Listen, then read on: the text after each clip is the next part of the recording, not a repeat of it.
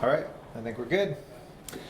All right, well, good morning, everyone, and welcome. Thanks for coming to our session. It's actually a panel discussion about this question: if or how are we really transforming government, and looking at aligning our values and measuring the impact. I am thrilled that you're here, and I'm really excited about this conversation. It's actually something I'm really passionate about. It's something my co-panelists are very excited about, and that's what has us all be here today. So the structure of this panel is we'll start by doing brief introductions of ourselves, and then we're each going to share a few minutes about how we're specifically answering this question for each of our organizations. And then we'll have some Q&A, and hopefully we could open it up to you as well, and we could get into an interactive discussion. You know, if you like, if it's too noisy, yes, please. So given that you're here, you probably also have an interest in this conversation. You probably also have thoughts about the way that you're measuring impact and the way that you are thinking about transforming government, and so we'd love to hear that as well. I recognize some of your faces, and I know that's kind of the work that you're up to. So just briefly, my name is Pava. I am the co-founder of CivicActions. We provide open and agile government digital services. We've been building Drupal websites for about 15 years now, probably one of the oldest Drupal agencies. Still doing a lot of work in federal, state, and local, and we've been participating at this amazing event for a number of years as well. It's definitely one of our favorites, and we're thrilled to be here. And my co-panelists, Delali, Arden, and Dan, I'm going to let them introduce themselves, and then we'll jump in. Hi, my name is Dzirasa. I am a founder and president of Fearless. We're a digital services firm. Really excited about the civic tech space, and I'll talk about that a little bit. So we've been in the space for a little while. A couple of interesting projects that we're working on. SV.gov, so we were managing the modernization of SV.gov from on-prem into the cloud to support that property. A couple other interesting .gov, so we also run search.gov, federal government search engine, and login.gov, so the identity platform for the federal government. Really love the space and excited to show more a little later. I'm Arden. I'm the director of product design at And Partners. We're a pretty young firm, just a couple of years old, but I'll share some of our projects when we do our slide presentation. Yeah. Great, thanks. I'm Dan Levenson. I'm with Agile 6. I'm also the president of the Digital Services Coalition. Prior to joining Agile 6 a little less than 2 years ago, I was a contracting officer and digital service advisor for the Centers for Medicare and Medicaid Services. And as we kind of get into a little more detail, I think that being on that side of the table kind of informed kind of our decisions as how we measure impact and approach work. Great, so I think what we'll do is we'll just jump in, and again, we're going to share a few minutes, each of our approaches, to really understand how we're considering this question. And while you want to... Sweet, yep.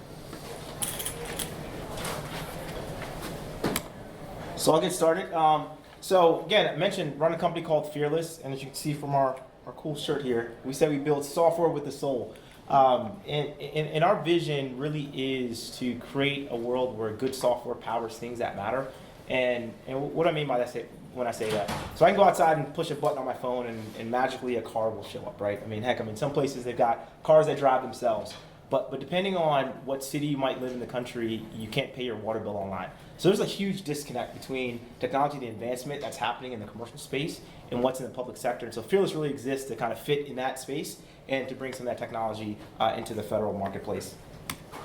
So as we think about how we pursue projects, again, we talked about values alignment as well as how we measure impact. I'll talk about how we think about values from our organization and how we pursue projects.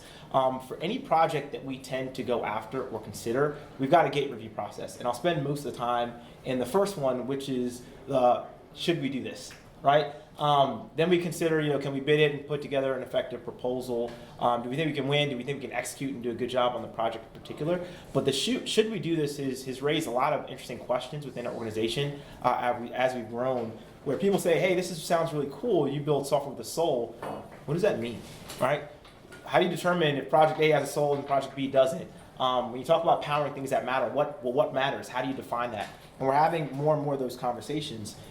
And so as a result of that, we've had a number of internal team meetings, and what we've kind of fallen into is really 4 main things that I'll talk about, and how we think about, do we have values alignment with any particular project that we tackle.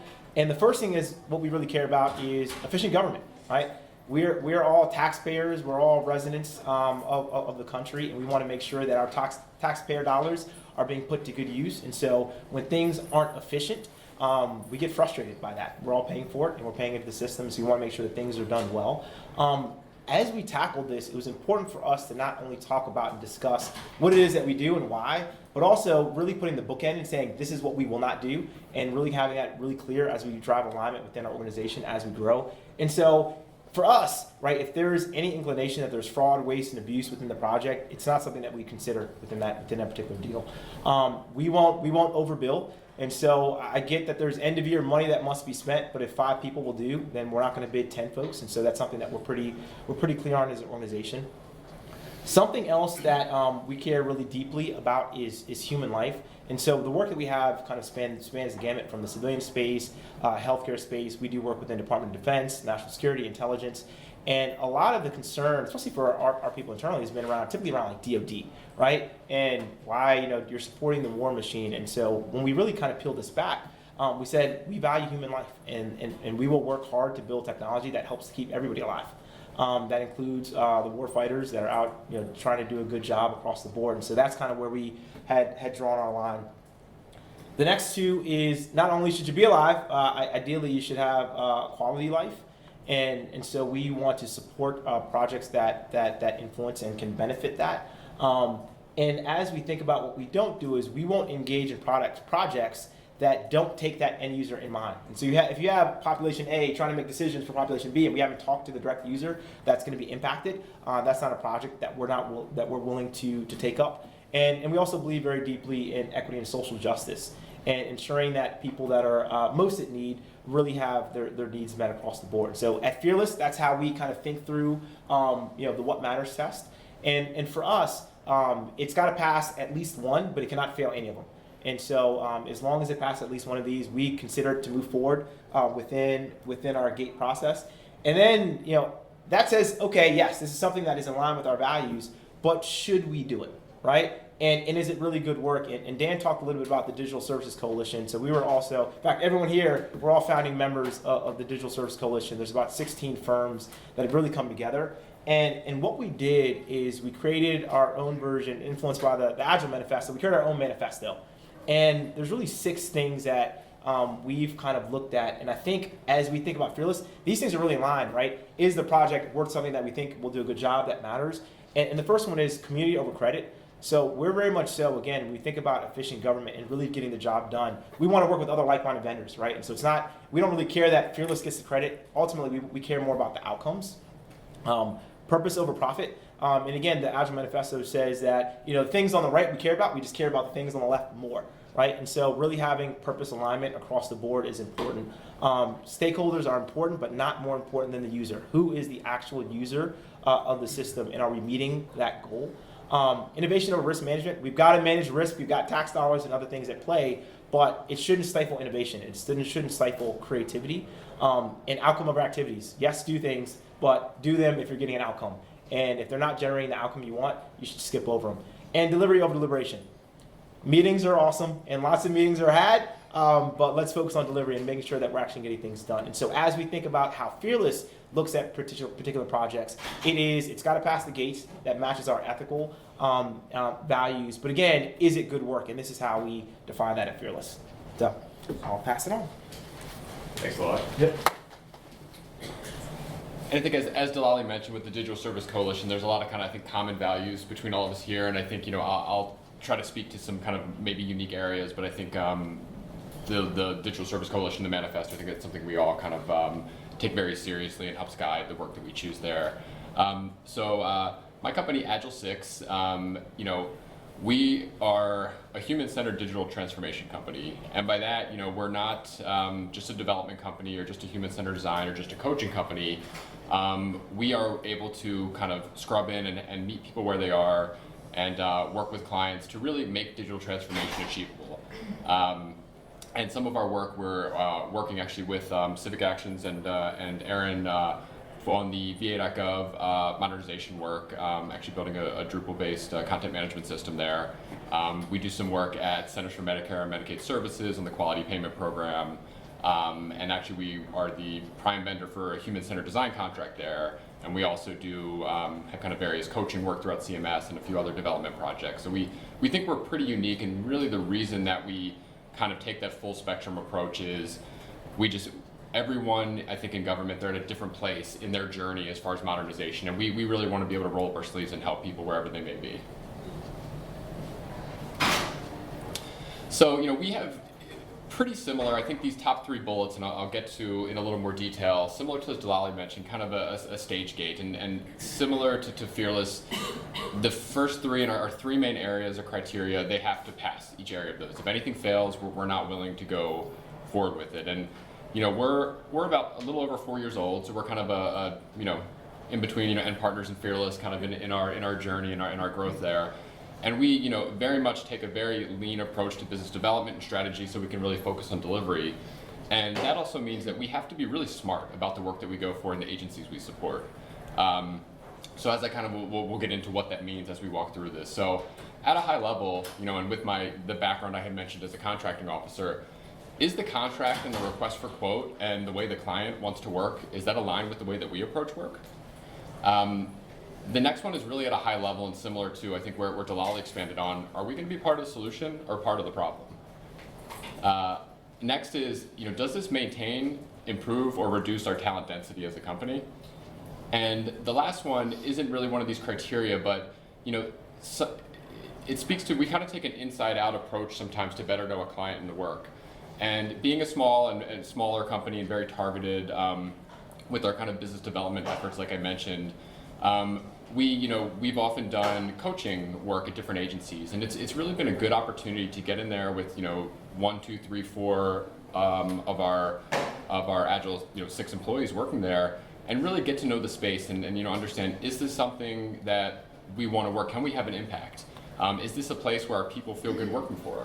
Are these customers? Is this the kind of the right kind of mentality to empower our people? So whenever possible, we always love to kind of take that incremental approach to working with an agency. Can we kind of date before we get married to some extent as we're working with them? So regarding the contract structure and the client and how they're aligned, how we approach the work, I think there's a few main points to talk about there. And first off is there room in the scope for empiricism?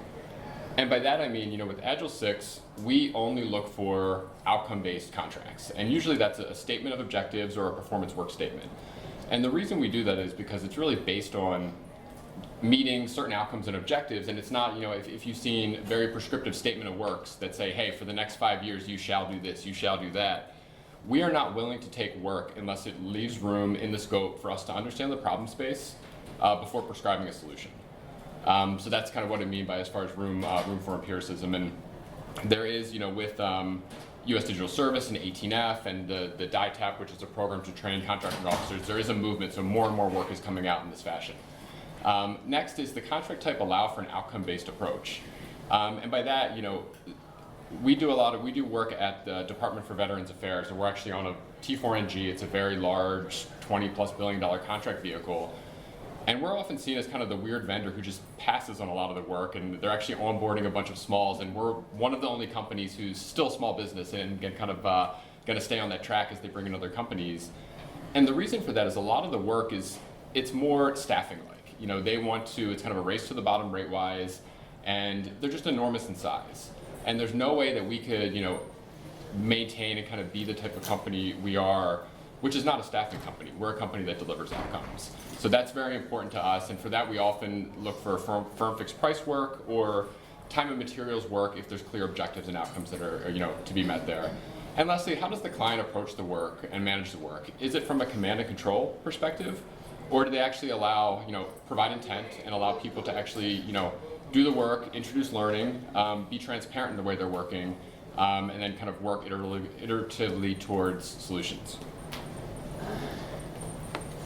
So the next topic, being part of the solution or part of the problem, which is admittedly very, very high level, and there is a lot of nuance under these discussion, but at a high level, does the mission of the agency and the work align with our core values? Right now, we've focused on 2 main agencies right now, and we're definitely open and talking and do some small work at other agencies, but Centers for Medicare and Medicaid Service and Department of Veterans Affairs. And this actually helps this process go a lot easier when we know the customer, we know the client, and we've also committed to, as a company, we're a service-disabled, veteran-owned small business. We will never give up on the mission of either of those agencies. I think we haven't had to really address, like Delali said, the DoD, the kind of the issues that arise when kind of getting into that type of work, given the type of company we are, and we know that's something that will happen in our growth. And I imagine we'll follow some type of similar framework from Delali and others here. Does our team feel intrinsically motivated to support this work? Is this something that they care about? We kind of take the approach that life is short. If people are going to come join Agile 6, they need to work on meaningful work, and that also is how they're going to deliver the best results there. So making sure, and if it's something that our team doesn't believe in, we're probably not going to take that work, or at least bid for that work. And then, does this work honor our commitment to building a better and more inclusive government? And I think Delali got into some of these things at a more granular level, but when you talk about social justice, is this actually harming people, valuing human life? A lot of those things fall under that kind of broader topic of discussion. And lastly, how does this impact our talent density? As I mentioned earlier, as a digital transformation firm, that change is hard.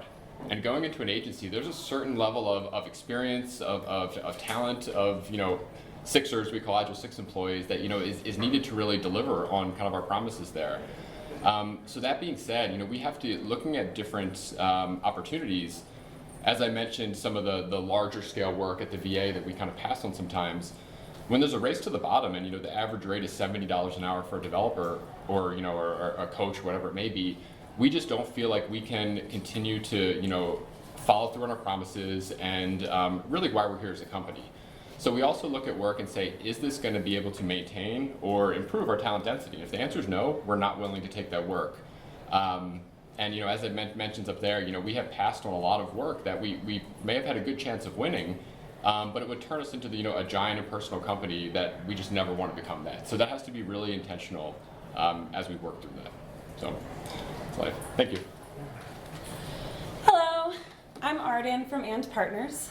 And so a little bit more about And Partners and what we do. So we were established 2 years ago. We're also a service-disabled, veteran-owned small business. And we're focused on building ethical projects that disrupt the status quo. And we're very focused on human-centered design and research. We won't take a project on that doesn't start with a good amount of research.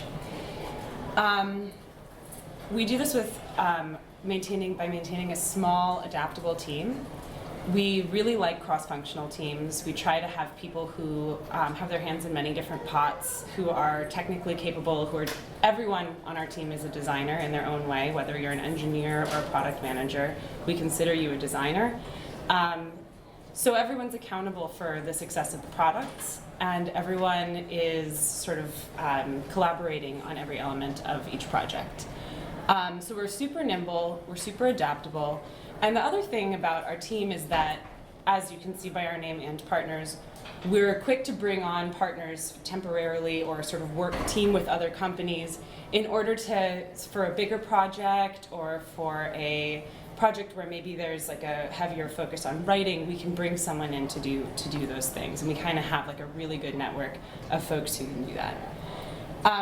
We're focused on doing ethical projects, so we take a completely holistic approach to this, where we want to look at not only, and I'll get more into this, but not only is the product that's being built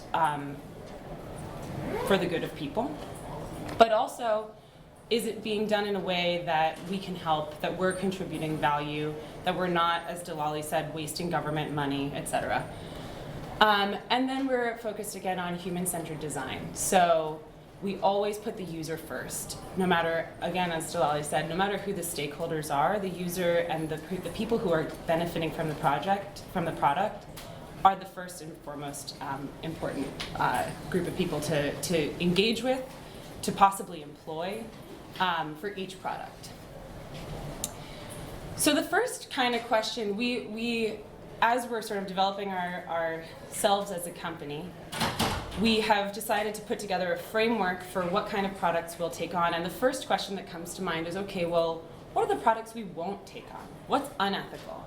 Well, products that kill people, which sounds dramatic, but it's true. Products that steal from people, that disempower people, manipulate, confuse, or hurt people in any way. And you can replace the word product with services. You can replace the word people with the planet. We don't want to have anything to do with that. So we came up with our ethical criteria, and we sort of did it in this 1, 2, 3. So we start with our deal breakers. It's our first filter. And it's just that previous page. Do they hurt people? Does the product hurt people? Do they work for people who hurt people? Do they themselves hurt people? We don't want to work with them. And then we talk about our orientation, their mission orientation. So does their product have a positive impact, either on users, people, the planet, improving operations within government, something that will help people? Because we want to prioritize projects like that. Also, what population is served by the product? Is it a needy population or is it just anyone? Because we want to prioritize helping people who are underserved. Is their design inclusive? So maybe they're focusing on a specific portion of the population and leaving other people out, and we want to be aware of that in the front of this. And then can we sustainably add value? Again, we don't want to waste government resources.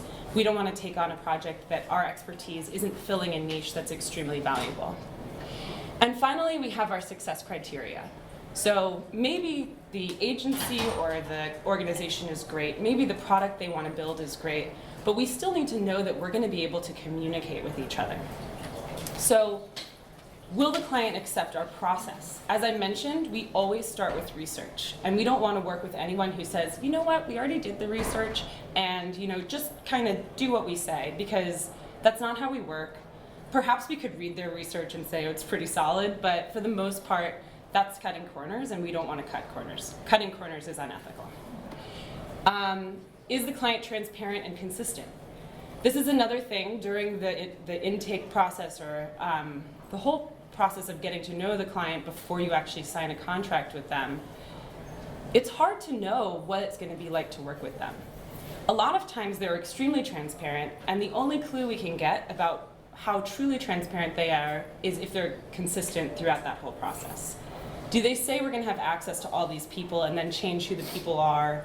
Are they able to give us insight early on into what it's going to be like to work with them?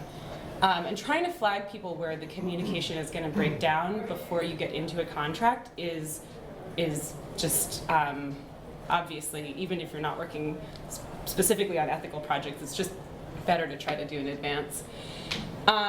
And then do we have a high level of confidence that this product will not be misused in the future? Again, this is a really difficult question to know before you even get into the phase where you're building a product. There's certain organizations where you can kind of trust that their mission and values will always remain the same and they won't misuse a product. There's certain types of products which have a higher likelihood or they're more easy to be misused. But we try to think about that before we get into bed with anyone. So then our process is another part of the ethical framework. It's not just who we'll work with, but how do we do the work?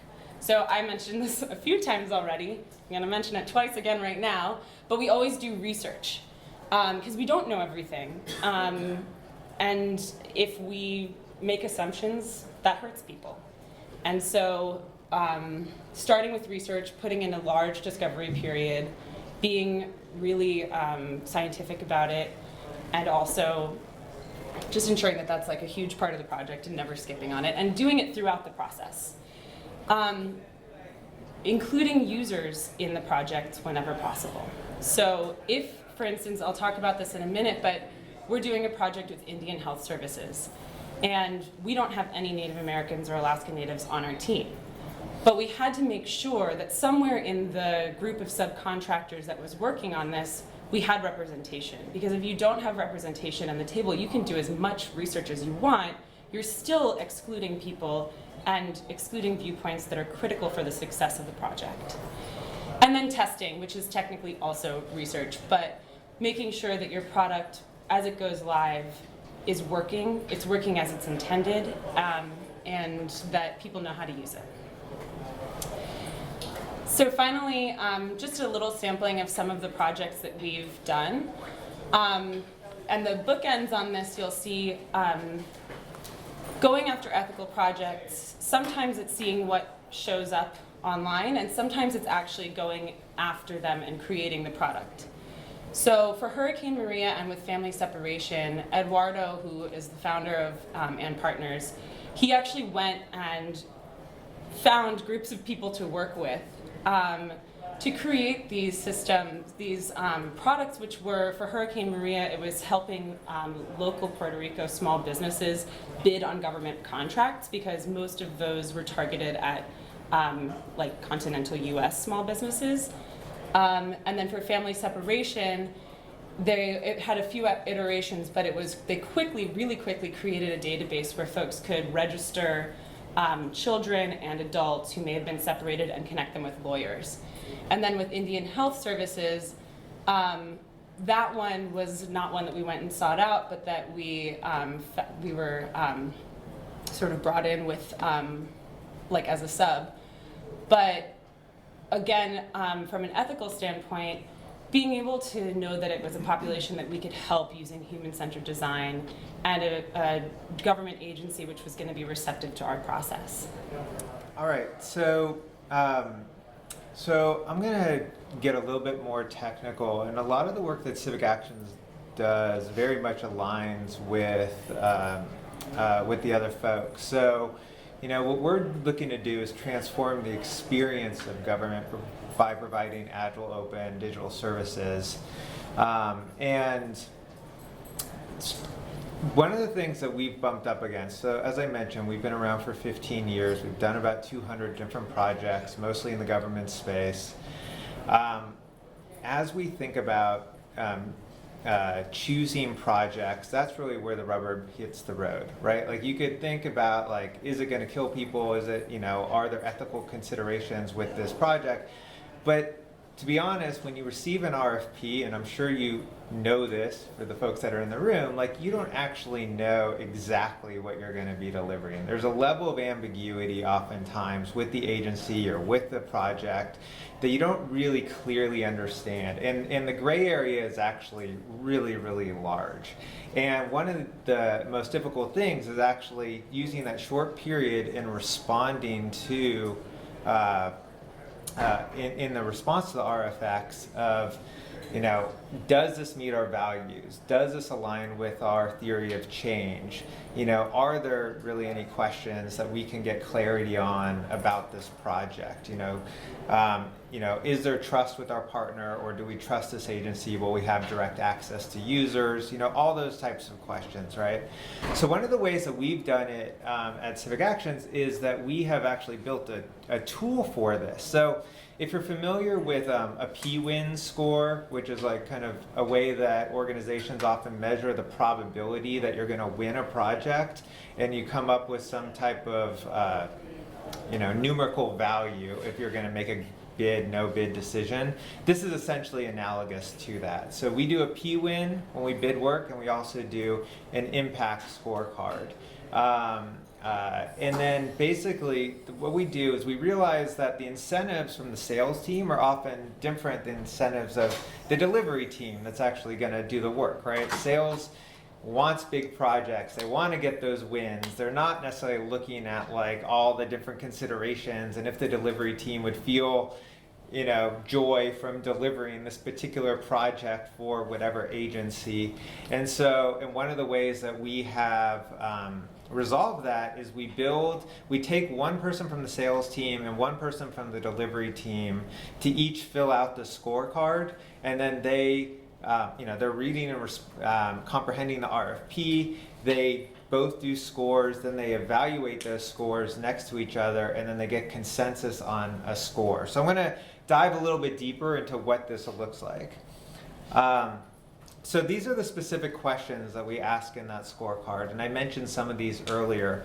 But in the Agile process for us, one of the key metrics for success, like in how we measure impact, is are we going to have direct access to users? If we don't have direct access to users, that really we are building in the dark. You know, we're building a hypothesis and we're wasting money, right? So, you know, can we see that's going to improve lives?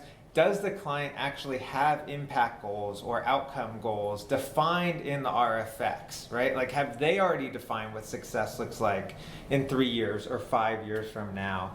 Are there any ethical issues? And ethical issues could be with the project or it could be with the client, and this could be like a really big gray area, right? So for some people, like working with an agency, and this is a real case scenario for us, is that, you know, the DEA, for example, right? And it's like, DEA does a lot of important work, and it's keeping out narcotics that like the opioid epidemic, but it also has impacts on minority communities, right? So, and that, you know, and so some people don't feel as comfortable working with an agency like the DEA. So these lines aren't necessarily cut and dry, and they require understanding, like, what is the project specifically? I mean, you could say, look at something like U.S. Citizen and Immigration Services, same idea, right? Like under one administration, it's like, how can we increase the flow of refugees and supporting them through the system versus how are we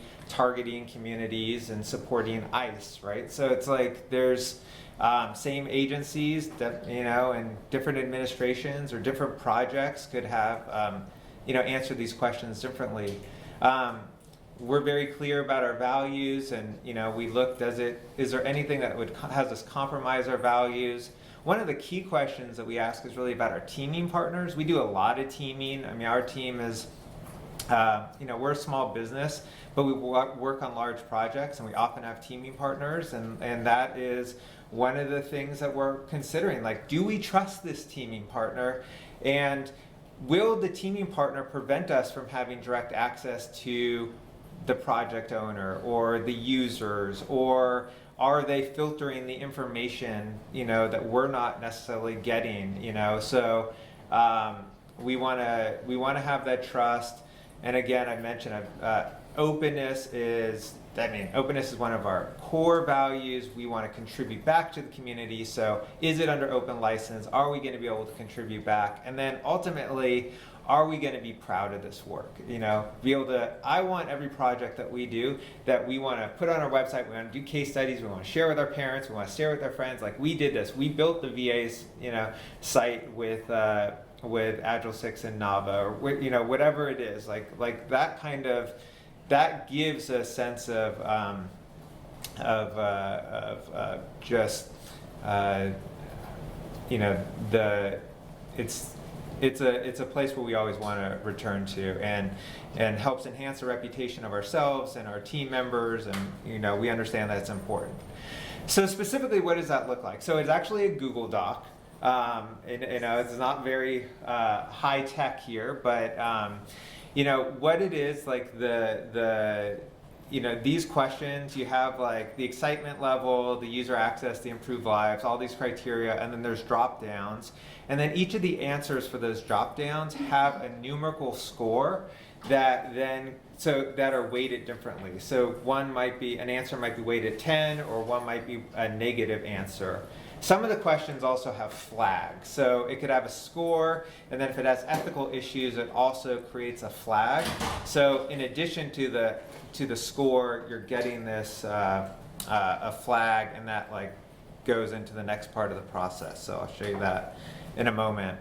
What we did in order to understand if our scoring is correct, we actually went backwards and we rated a bunch of our current engagements to figure out a weighting system. So we had people fill out this information for current clients, and then basically we're like, actually, we want this to be bumped higher, we want this to be bumped lower. That actually had us fine-tune the scoring. We're still in the process of fine-tuning the scoring. You know, the more data you have, the better this process is going to be. Again, it's imperfect, it's subjective. We're taking something very extremely subjective and trying to create an objective measure of it. And so, you know, obviously, we got to do our best. If something drops below 55, it's a likely no bid. Or if it's if there's a flag, it goes into what we call the impact it process. We just play like little fun acronym games here, but like the so 2 folks are rating, sometimes 3. It comes up with a score. You know, say we get a score and it's in the 60s to low 70s, but maybe there's 1 flag. So what we do at that point is we schedule a call with the projected. So now we expand it. So we go out to the team that we've identified that might fulfill this project. We want to have the people that are actually doing the work give the feedback. Again, this shouldn't just be the sales team or the management operations team. And then we have the 2 evaluators that did the initial evaluations, and then 1 person from our ops team. So we use ops and management kind of, that's our management team. We'll do a time box conversation where we'll have a Trello board, and we'll basically like, here's everything that's positive, here's everything that's negative or that we have questions about, here's everything that's unanswered for us, and we basically just do a brain dump of like that process. We have a template that we use, and again, everything that I'm sharing here, I'm happy to share with you, the Google Doc template, the Trello board template, the questions that we're using, so feel free to come up and I'll give you my card, we could talk about that. And then after the team confers, and the team, and this is the tricky part, like who ultimately makes the recommendation? Is it the CEO? Is it the ops team? Is it this group that ultimately has the authority, right? Like, and that has been like a negotiation that we worked out. So what we have determined is that this team makes a recommendation, and that recommendation goes to the ops team to make the final decision, right? And there's never been a case where the ops team has gone against the recommendation of that of the team, but there might be data or there might be a strategic reason why or some reasoning, and we just want to hold that, you know, possible chance that we will do that. But again, we've never gone against the recommendation of the team. So that's essentially our process. Obviously, there's a lot more I could say about the process, how we went into it, how we came up with those questions, how we got the team to participate in the creation of this project. Went through many months of iteration in order to come up with this process. But since we've rolled it out with our team, we found that like the questions of making bid, no bid decisions have been like completely eliminated because everyone understands the governance by which we choose the projects now, and we no longer have those considerations. Now I have to say, in 1 sec, I totally want to hear what you know, I work with everyone on this panel in teaming partner relationships, and like for example with Delali and Fearless, like they've simplified this into like a 1-page PDF, which I think is also brilliant. I think sometimes like we over-engineer things. You know, like we all have different approaches, like, you know, just does it answer these questions, or is this the more technical approach? And I don't think there's any one approach that's better. Obviously, any approach is going to be best for your organization to figure out what's best for your organization.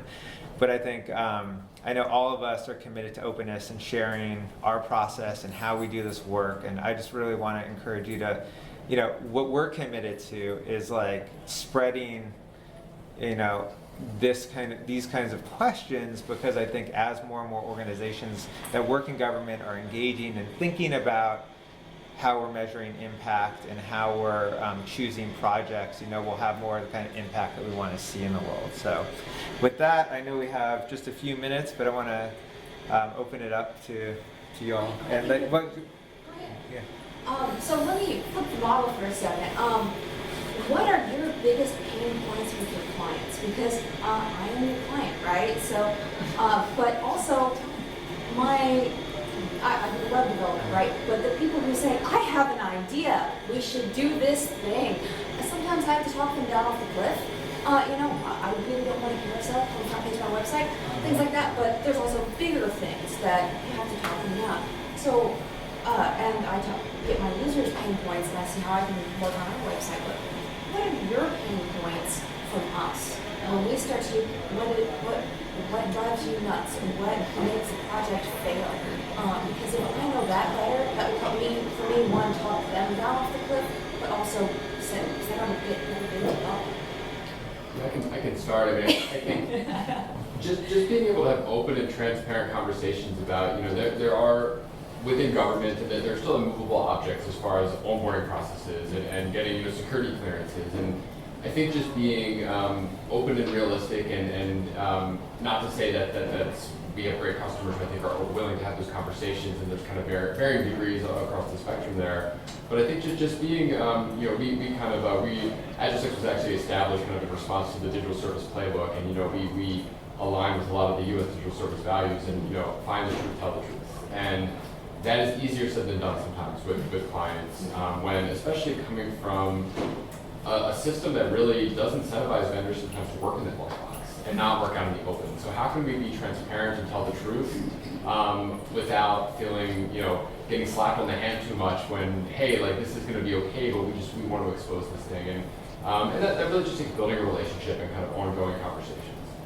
I'll second that. I think that the hardest thing is when you start a project and you just don't have access to either users or resources or previous research that was done, and it feels like you kind of have to start back from zero.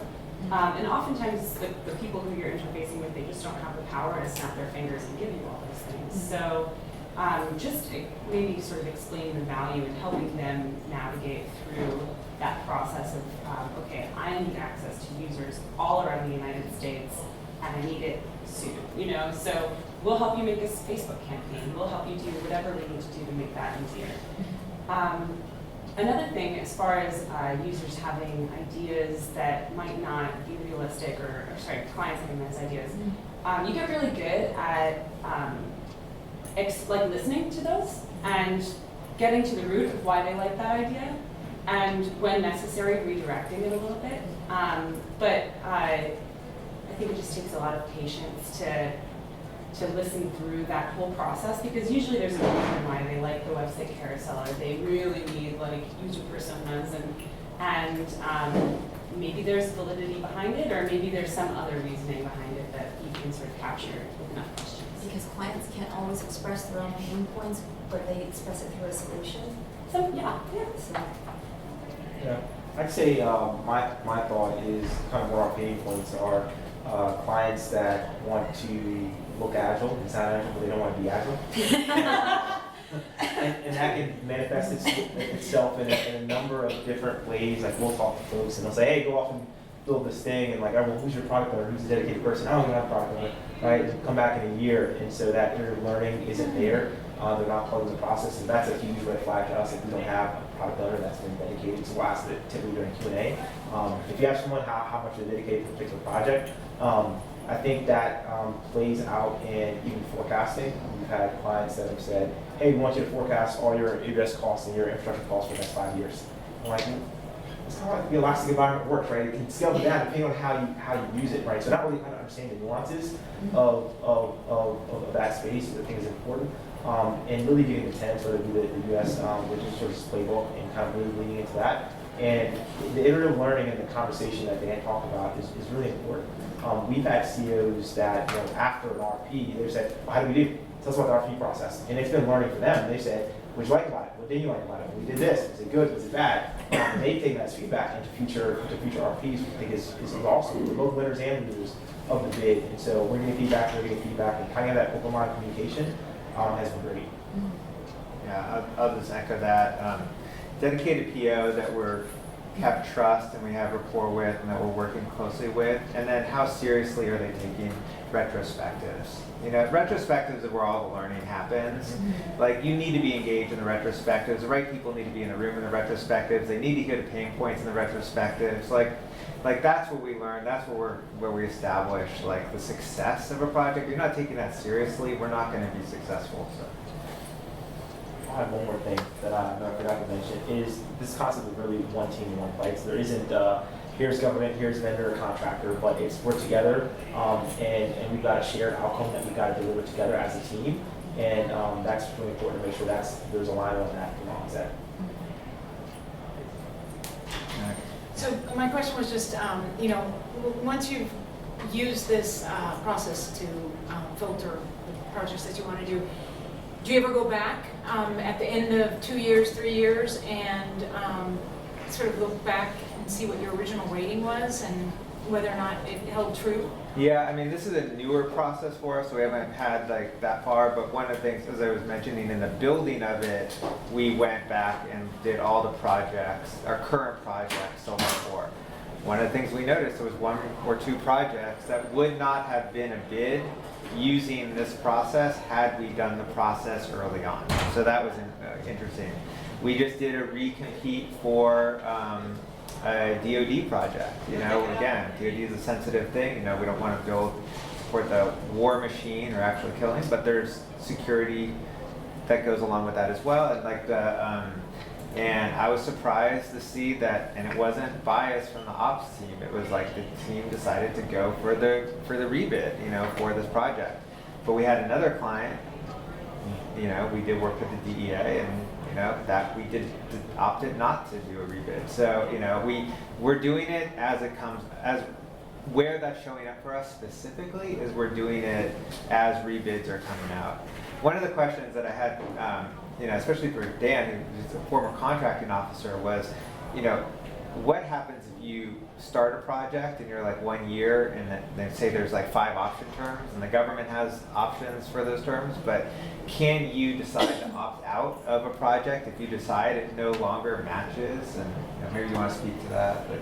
Yeah, no, and I think we had talked a little before with the administration changing, and one project that is a certain way can kind of 180 degrees and look a different way. And unfortunately, as there's risk associated with that. As a contracting officer, and these are unilateral option agreements, that if you're signing up for a contract with certain options, the government can say, hey, we need you to kind of do these. And they're definitely, I think, what I would recommend is just building the relationship with the customer where you can have, hopefully as much as possible, and I know contracting officers can be difficult, have an open conversation and say, this is why we respect your ability to do the work, and we think we'd be doing you a disservice by continuing to do this, and making sure to give them plenty of time to recompete or rebid, because there is overhead associated that they have to plan for. So there's definitely risk, and I think as with most things, handling that in kind of an empathetic and human-centered way is the best approach. Because I think if you're able to kind of break down those walls, most people would be understanding, but it's not something you kind of wait till 2 weeks before and they send over the option. You're like, no thanks, because you're putting them in a terrible spot in the government, because they're a program manager, their program has to go on, and they may not stay open. So I think we'll answer your last question, and then I think we need a wrap for the room, but there's a break until 11:15, so we can hang out, and if you want more information about our process, please come up. Yeah, I had a question for Dan also about talent density. Sure. Can you just explain what that is? I've never heard that phrase before. Sure, yeah, I don't know where we were initially, probably sold from somewhere, but I think it just measures kind of as a whole our company, just like I spoke to earlier, just we're in the digital transformation business, and empathy and taking the human-centered approach is as important as any real technical skills there, but we kind of have used the phrase player coaches for all of our staff, and it's we want people who have the experience to be able to kind of coach and walk people through tasks, but also with that being the player part, you have the experience to say, hey, when I did this at X, Y, and Z agency or at Amazon or wherever I was. So people who are able to fill that role and be that true player coach, there's we kind of just use that phrase talent density, that certain level of person who's able to get in there and fulfill and carry out our mission there. So I think that's what we mean by it, and we know that if we kind of we're willing to give too much on that and say, hey, there's a bunch of maybe more admin positions and the rates only allow us to get this type of person who doesn't have that deep experience and ability to coach there, we're not going to be effective, and that's just going to fundamentally change something. All right. Thank you, everyone, for coming and for your questions.